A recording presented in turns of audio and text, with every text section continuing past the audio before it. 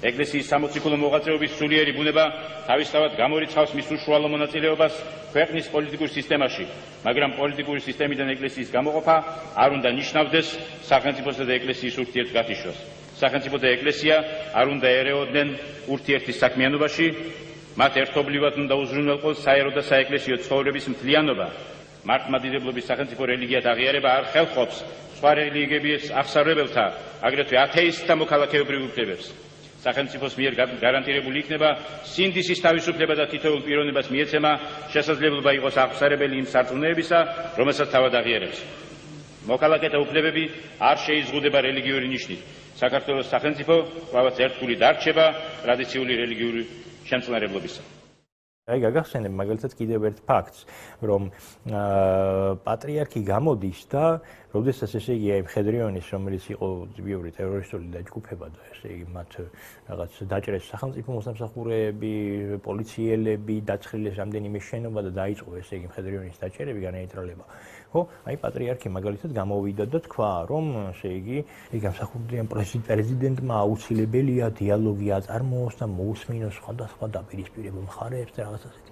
აქ არ არის საუბარი, აქ არ იყო პოლიტიკურ ოპოზიციაზე ლაპარაკი. გოგი.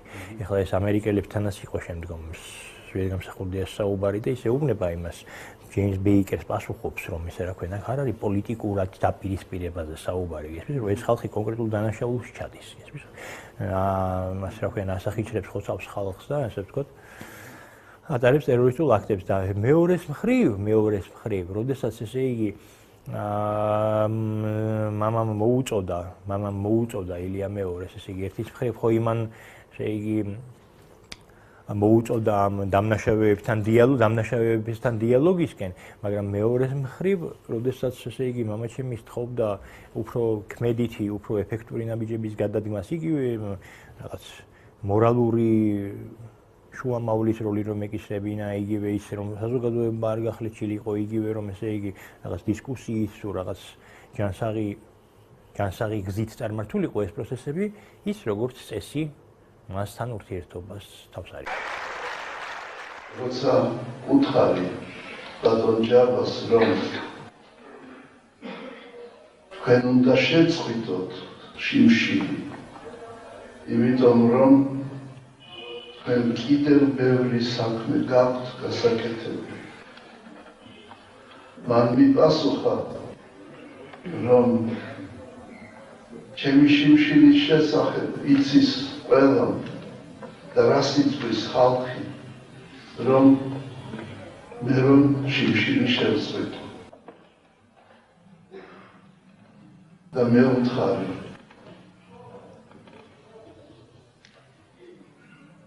ხალხი იწვის იმას, რომ ჯაბამ დაუჯერა საქართველოს პატრიარქს. ჩვენ კადრებს ხედავთ დღემდე ილია მეორის ოპონენტები მუდმივად აქვეყნებენ ხოლმე საქართველოს პატრიარქი ჯაბა იოსელიანთან ერთად საქართველოს პატრიარქი ჯაბა იოსელიანის იუბილეზე დიდი პანიგირი კი მოვისმინეთ ჩვენი ხო შევარდნაძესთან ერთად და ასე შემდეგ. თითქოს ისეთი შთაბეჭდილება რჩება, რომ თავად საპატრიარქოც მონაწილეობდა პუტჩში და გადატრიალებაში. ეს არის ძალიან როგორ ვთქვა, წვრილად, აი სკრუპულოზურად შესასწავლი საკითხი, იმიტომ რომ კათოლიკოს პატრიარქიც და საპატრიარქოც მონაწილეობდა მანამდე დიალოგის პროცესში. საპატრიარქოში იმართებოდა ოპოზიციისა და ხელისუფლების, გამსახურდეს ხელისუფლების დიალოგის ფორმატი იყო შექმნილი საპატრიარქოში და ისინი მონაწილეობდნენ თითქოს ამაში. დამხობის პროცესში ფაქტია, რომ განზე გადგა საპატრიარქო და შევარდნაძის ჩამოსვლას მიესალმოდა. შევარდნაძის ჩამოსვლა პირდაპირ ასე ვთქვათ საპატრიარქოს და უშუალოდ კათოლიკოს პატრიარქის მხარდაჭერით იყო, ასე ვთქვათ, აღბეჭდილი. პირველად საკეთებს შევარდნაძე არის გარბის სიონში, ინათლება, გიორგის ირქმევს, პირჯრის სახლას იწყებს, ეს ღვთისმშობლის და მერაბ კოსტავას პორტრეტების ფონზე ინტერვიუს აძლევს, ერთ-ერთ პირველ ინტერვიუს, გამოუგნებელი იყო ეს კოსტავას პორტრეტი განსაკუთრებით. და კათოლიკოს პატრიარქიც მუდმივად აქებს ედვარდ შევარდნაძეს. გადადგომას აპირებდა თუ გახსოვს და ხალხი დაიჩოქა იქ მივიდა. ეგ იყო, აი როგორ ვთქვა, ეგ არის აი საკვანძო მომენტი სახელმწიფოსა და ეკლესიის ურთიერთმემართების გააზრებაში უკვე შემდეგ.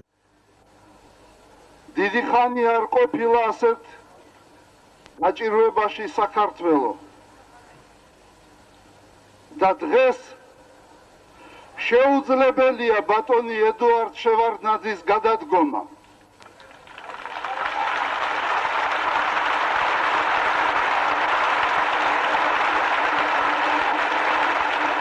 მე მინდა ვთქვა,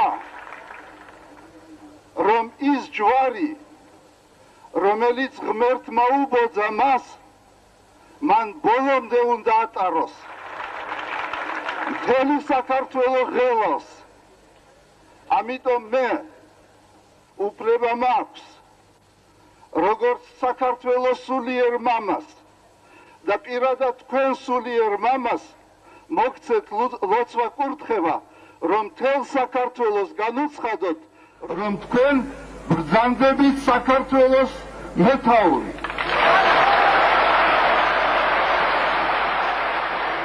ფაქტობრივად აი ამ მომენტში გაიმეორეს შუა საუკუნეების კურთხევის რიტუალი, სამეფო ხელისუფლების კურთხევის რიტუალი. ხო, ლეგიტიმაცია აკლდა ბუნებრივად, ამაზე არაერთხელ მithქვავს, აკლდა შევარდნაძის ხელისუფლებას, ცარიელი იყო ამ თვალსაზრისით, ლეგიტიმაციის თვალსაზრისით, არ ქონდა დემოკრატიული ლეგიტიმაცია და მას ჭირდებოდა დამატებითი საყრდენი. რა იყო ეს? დაჩოქილი ხალხი და კათოლიკოს პატრიარქი. პატრიარქი პირდაპირ ამბობს ამ სიტყვებს, გამოსტაცებს ხელს და ეს მომღიმარი და ენერგიული სახით კათოლიკოს პატრიარქი ამბობს, რომ ის როგორც საქართველოს სულიერი მამა ედუარდ შევარდნაძეს აცხადებს საქართველოს ხელმძღვანელად.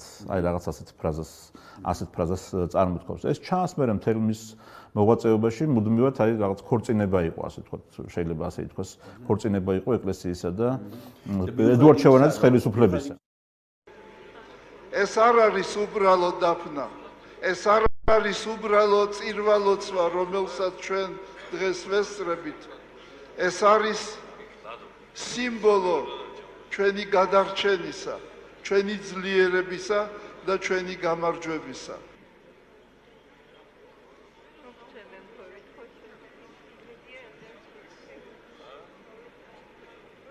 ილია მეორე უბრალოდ ესე იგი მოქმედებდა რაღაც საკუთარი სქემის და საკუთარი გეგმის მიხედვით. და ეს გეგმა არსებობს საფუძვლიანი ეჭვი, რომ იყო მიმართული ეროვნული მოძრაობის, ესე ვთქვათ, გახლეჩვაზე, ეროვნული მოძრაობის, ესე ვთქვათ, დასუსტებაზე.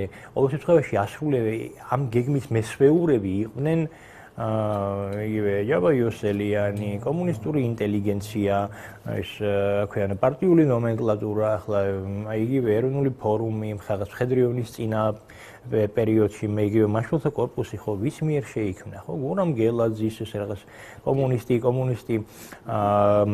კომუნისტი მაგნატების ესე ვთქვათ ინტელიგენციის და სასულიერო პირების მათ შორის ხარდაჭერით გესმის. ანუ აი ეს ის მუდამ ამ ხარეს იყო გესმის. ამ ხარეს აი ილია მეორე მაგალითად რეგულარულად ხდებოდა ამ იქით მხარეს მდგომ პირებს ასე რომ ვთქვათ რა რეგულარულად ხდებოდა მათ არაკლად მითი დალოცვა კურთხევა საჯარო რაღაც ღონისძიებებში არ ქონია შემრიგებლის როლი არ ქონია ეს გაზვიადებულია ეს არის ბრმევლის მოგონელი ზღაპარი რომ ეკლესია ყველას მამა იყო და ის უღირს შვილებზეც ვერ იტყოდა უარს ეკლესიამ უღირს საღირსეულ შვილებზე კი არა თქვა უარი ან კი არ უნდა ეთქვა უარი ეკლესიამ ცალსახად უღირს დაუჭირა მხარი პატრიარქის გადახაზული და გადმობრუნებული სურათები ზვიად გამსახურდიას განდევნის შემდეგ ქართული უახლესი ისტორიის ერთ-ერთი სახე გახდა დღეს ბევრს არ სჯერა ამის თუმცა ქვეყნის უახლესი ისტორია იმდენად კარგად იცის რომ ახსოვს ილია მეორის სიტყვები ჯაბა იოსელიანის იუბილეზე ედუარდ შევარდნაძის მონათლა და განსაკუთრებით ის დღე, როცა შევარდნაძემ გადადგომა გადაწყვიტა და მას ხელისუფლებაში დარჩენა დაჩოქილ ხალხთან ერთად პირადად ილია მეორემ სთხოვა. ვისაც კი 100 ზ უხსენებია, ყველა გამოყარეს ეკლესიიდან და სემინარიიდან და აკადემიიდან. არა მხოლოდ ეკლესიიდან, აი სემინარიიდანაც კი ყველა გამოყარეს, ვისაც კი ასო ზე უხსენებია, ხო ხდები ახლა მხატვრულად ვამბობ რა, ახლა აქ ისე არ იყო საქმე, რომ ეკლესია პოლიტიკაში ვერ ჩაერეოდა და ის ყველას მამა იყო, ეს არის მინდა მოგონილი სისულელე, ახლა ორ თვეში შენ ადგე და იმას რა ქვიან, იმას ვინც საქართველოს სისხლში ჩაახრჩოდა, პირდაპირ აცხადებდა, რომ მიტინგზე გამოსული ხალხი ტყვიას მიიღებს და დაიხრიტება და შენ პატრიარქი გამოდიხარ და ამ ხალხს იმას რა ქვია ნაცლავდა ლეგიტიმაციას აძლევ მე აღარ ვიძახი 93 წლის დაჩოქებაზე ხო და იმას რა ქვია ლოცავა მარბიელებს და კვლელებს და ქვეყნის დამაქცევრებს ხო ეს არავითარ პოლიტიკაში იაჯდება ასე რომ მოქცეულიყვნენ ჩვენი წინაპრები ასე რომ მოქცეულიყო ეგრეთ თევდორე დღეს აღარ იქნებოდა თევდორე უგდელი და იქნებოდა ვიღაც თევდორე გამყიდველი ცოტნე გამსახურდია ამბობს რომ ამას ერთადერთი მიზეზი აქვს საქართველოს საპატრიარქო ყოველთვის იმის მხარეს იყო, ვინც უფრო ძლიერია. ვილემე ყოველთვის დგას ძალის მხარეს. შემოგოგი რა მოხდა და ახლა ის მიუხედავად იმისა, რომ ახლა შევარდნაძესთან მას აბსოლუტურად განსაკუთრებული ურთიერთობები ჰქონდა და შენ გინახავს აი თუნდაც მისი ციტატები, მისი სიტყვები, გამოსვლების ტექსტები შევარდნაძის იუბილეებზე, ახლა რო ჩამოვიდა შევარდნაძე, აი ქვეყნის ესე ვთქვათ, იმიდან ქვეყნის ნგრევის დაწყებიდან ორ თვეში მან რა სიტყვები თქვა, უახსოვს რომ ესე იგი ის ბატონ ედუარდს ხალხი არაპატიებდა, რომ საქართველოში არ დაბრუნებულიყო. და მან ყველაზე სწორი გადაწყვეტილება მიიღო და ეს რაღაც სისულელეები რომ ესე იგი ეს ძიმე ჯვარი მისცა მას ღმერთმა, მაგრამ მას მისცა მისი ტარების ძალს ის იგივე აქვს სხვადასხვა მამაჩემზეც ნათქვამი. ამ ყველაფერს მათ ასეთ ქცევას ხარს უმაგრებს საზოგადოების დაკვეთა. იმიტომ საზოგადოების გარკვეული ნაწილი ამ ყველაფერს იღებს კრიტიკის გარეშე და ამარცხებს კი. ესე გამოვა ვიღაც და გეტყვის, აბა რა ექნა ძალას დაპირისპირებოდა? აბა რა ექნა დაენგრია ეკლესია? გესმის? აბა რა ექნა ესე იგი? და დღეს ჩვენ აი ფორმალურად ესე იგი მათ რომ ვკითხოთ დღეს დღევანდელი მან აღორძინა ქართული ეკლესია. დღეს რომ ეკლესია ძლიერია, ასეთი ძლიერი ჯერ არ ყოფილა. ის რომ დღეს 46-დან 42 ეპისკოპოსს დღეს დიდი ბიზნესი აქვს და ქვეყანაში რომ ათასობით ბავშვი შიმშილობს და ის რომ ტაძრებით ბიზნეს ცენტრებადაა გადაქცეული, მაგრამ ჩვენი საზოგადოება შეხედე დღეს რაები ხდება, ხო? ესე იგი, ჩვენი საზოგადოება მე ვერ დავიჯერებ, ვერ ვხედავ ყოველ შემთხვევაში იმის ფაქტსაც თუ ზინაპირობას, რომ ჩვენი საზოგადოება უკეთესი გახდა ამ ეკლესიის აღორძინებით. გნებავს მორალურად, გნებავს რა ვიცი რაღაც. ინტელექტუალურად ასე შემდეგ და რაში გამოიხატება ეს აღორძინება? აღორძინება არის ეს ოქროს გუმბათები და მოოქროვილი ხატები? ესმის, ანუ რელიგია და ესე იგი რელიგიამ პროფანაცია განიცადა, სრული პროფანაცია განიცადა და გახდა, ასე ვთქვათ, აი წმინდა სადაზღვევო ფუნქცია შეიძინა რა.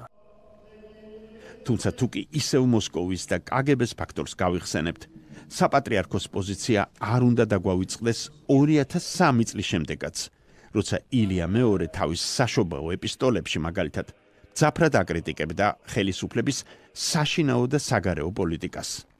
ხოლო ბოლო შეხვედრის დროს მადლობა გადაუხადა ვლადიმერ პუტინს.